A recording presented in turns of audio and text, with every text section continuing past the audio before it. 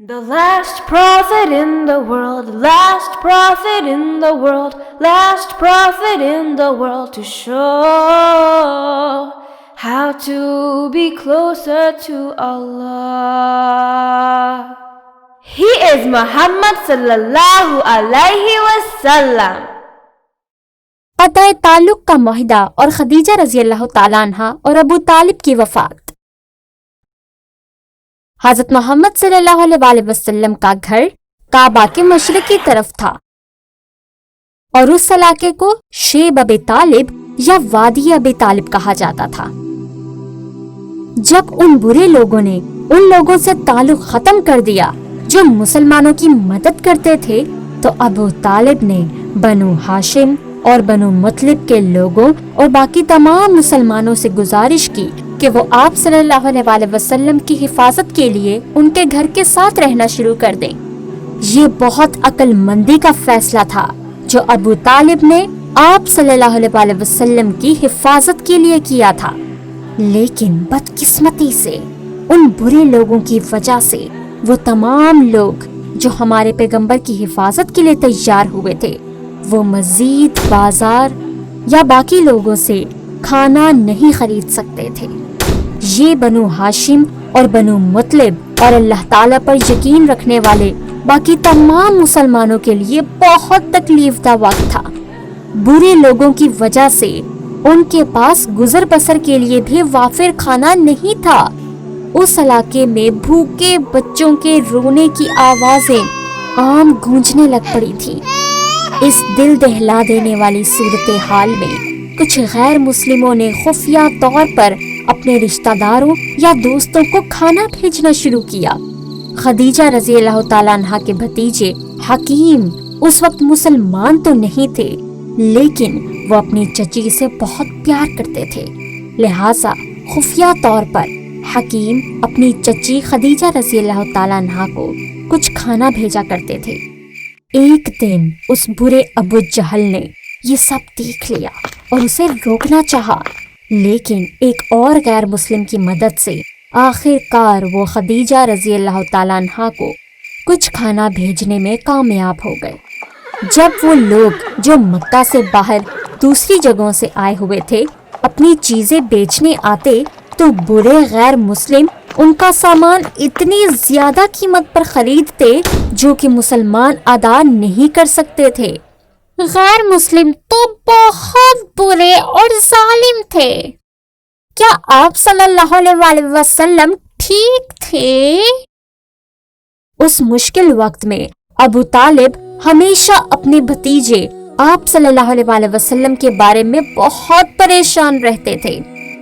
رات کے وقت ابو طالب آپ صلی اللہ علیہ وسلم کے ایک طرف اور اپنے ایک بیٹے کو دوسری طرف سلاتے۔ اس طرح کوئی بھی آپ صلی اللہ علیہ وسلم کو قتل نہیں کر سکتا تھا۔ دن کے وقت مسلمان غیر مسلموں کے پاس اسلام کے بارے میں بات چیت کرنے جاتے تھے۔ اس دور میں برے لوگ مسلمانوں کے ساتھ بہت برے طریقے سے پیش آتے تھے، لیکن وہ پھر بھی انہیں نہ روک پائے، کیونکہ سالانہ حج کے وقت پیغمبر محمد صلی اللہ علیہ وسلم بہت چستی سے عرب سے آنے والے تمام مسلمانوں میں اسلام کو پھیلاتے تھے۔ 3 لمبے سالوں کے لیے اس خوفناک قطع تعلق کی وجہ سے مسلمانوں کو بہت تکلیف اٹھانا پڑی۔ اس دور میں بنو ہاشم اور بنی مطلب کے بہت سے لوگ بھوک کی وجہ سے مر گئے۔ عام لوگ اس قطع تعلق کی وجہ سے بہت برا محسوس کرتے تھے۔ جب اچھے لوگ ایک ایک کر کے مرتے جا رہے تھے تو اس صورتحال میں قریش کے 5 محترم لوگ اس قطع تعلق کو ختم کرنے کے لیے اکٹھے ہوئے۔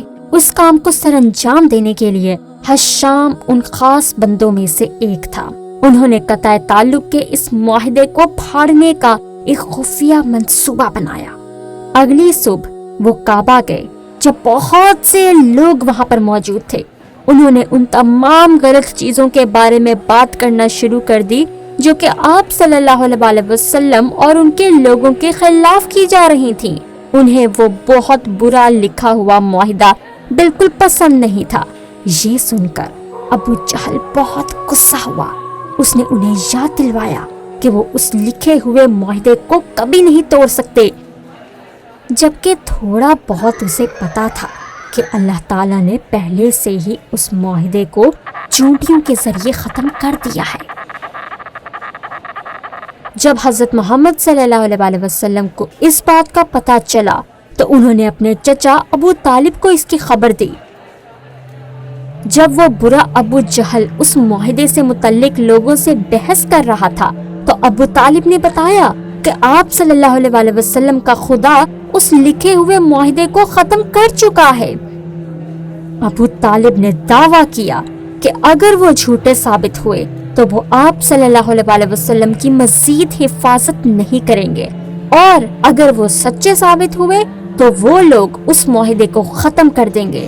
پھر ایک شخص کعبہ کے اندر گیا اور اس لکھے ہوئے معاہدے کو باہر لے کر آیا۔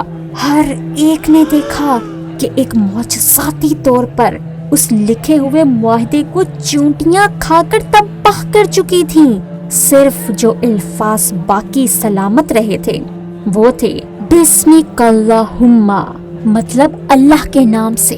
یہ وہ الفاظ تھے جو کہ اس تحریری معاہدے میں سلامت بچے تھے۔ یہ اسلام کے سچا مذہب ہونے کے لیے قریش کے لیے ایک اور نشانی تھی۔ یہ تو بہت عظیم معجزہ تھا۔ مجھے حیرانگی ہو رہی ہے کہ برے لوگوں کو احساس ہوا کہ یہ اللہ کی طرف سے معجزہ ہے، لیکن برے لوگوں کو لگا کہ یہ بری طاقتوں کی وجہ سے ہوا ہے، لہٰذا انہوں نے اسلام کو قبول نہ کیا۔ لیکن الحمدللہ اس دن کے بعد سے 3 سال بعد وہ قطع تعلق کا معاہدہ آخرکار ختم ہو گیا۔ ایک بہت لمبے عرصے کے بعد بنو ہاشم اور بنو مطلب کے تمام خاندان دوبارہ سے اپنے گھروں میں واپس آئے تھے۔ قریش کے سرداروں کو اس معاہدے کا ختم ہونا بالکل پسند نہ آیا اور وہ آپ صلی اللہ علیہ وسلم اور مسلمانوں سے نفرت کرتے تھے، کیونکہ وہ زیادہ سے زیادہ لوگوں کو اسلام میں لے کر آ رہے تھے۔ اس معاہدے کے ختم ہونے کے کچھ مہینوں بعد بہت بوڑھے ابو طالب بیمار ہو گئے۔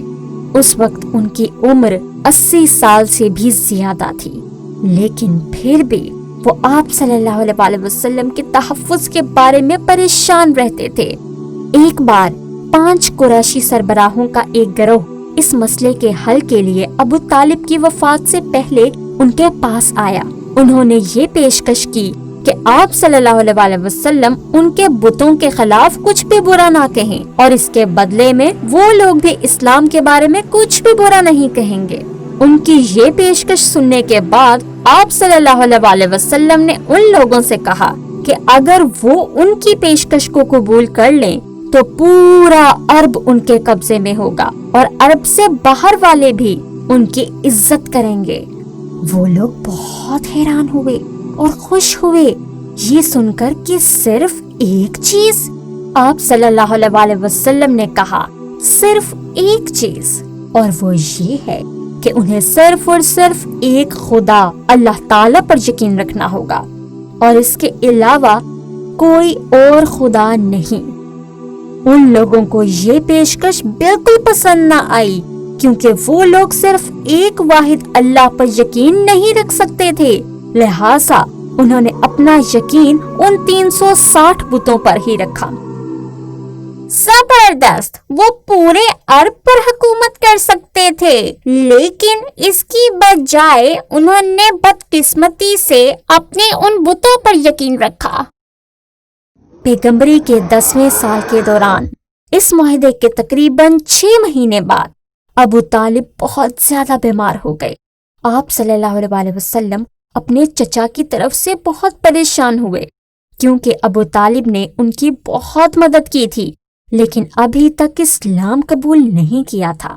ان کی وفات سے پہلے آپ صلی اللہ علیہ وسلم نے ان سے گزارش کی کہ وہ صرف اتنا کہتے لا الہ الا اللہ، جس کا مطلب ہے اللہ کے سوا کوئی اور خدا نہیں۔ اگر وہ صرف اتنا ہی کہہ دیتے تو آپ صلی اللہ علیہ وسلم ان کی بخشش کے لیے دعا کر سکتے تھے، لیکن بدقسمتی سے اس وقت ابو جہل اور کچھ برے لوگ ان کی وفات سے کچھ دیر پہلے اس موقع پر موجود تھے۔ ان برے لوگوں نے ابو طالب کو ان کے آخری لمحوں میں اکسایا کہ وہ اسلام قبول نہ کریں۔ بدقسمتی سے ابو طالب اپنی وفات سے پہلے شہادہ نہ کہہ سکے اور اپنے باپ کے مذہب پر ہی قائم رہے۔ یہ حضرت محمد صلی اللہ علیہ وسلم کے لیے بہت ہی زیادہ دکھ کا لمحہ تھا۔ اس کے بعد آپ صلی اللہ علیہ وسلم اپنے چچا ابو طالب کے لیے ہر وقت دعا کرتے رہتے، لیکن بعد میں اللہ تعالیٰ نے سورہ توبہ آیت نمبر 113 نازل فرمائی، اور اس آیت میں اللہ تعالیٰ نے آپ صلی اللہ علیہ وسلم سے فرما دیا کہ وہ ابو طالب کے لیے دعا نہ کیا کرے۔ یہ تو حضرت محمد صلی اللہ علیہ وآلہ وسلم کے لیے بہت دکھ کا لمحہ تھا۔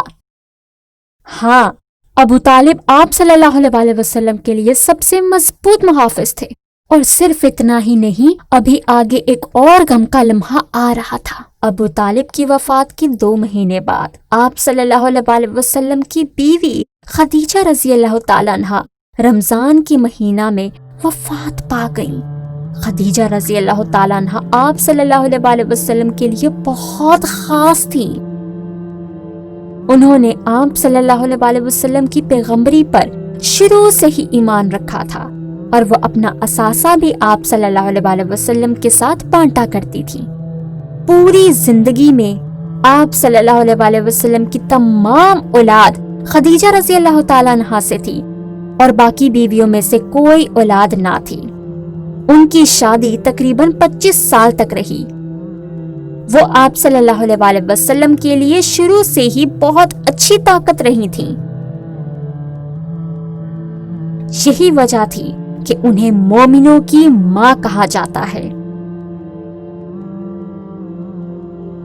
ایک دن وہ آپ صلی اللہ علیہ وسلم کے لیے کھانا لے کر آ رہی تھیں کہ اس وقت اللہ تعالیٰ نے حضرت جبرائیل علیہ السلام کو آپ صلی اللہ علیہ وسلم کے پاس خدیجہ رضی اللہ تعالیٰ عنہا کے جنتی ہونے کی خوشخبری دے کر بھیجا۔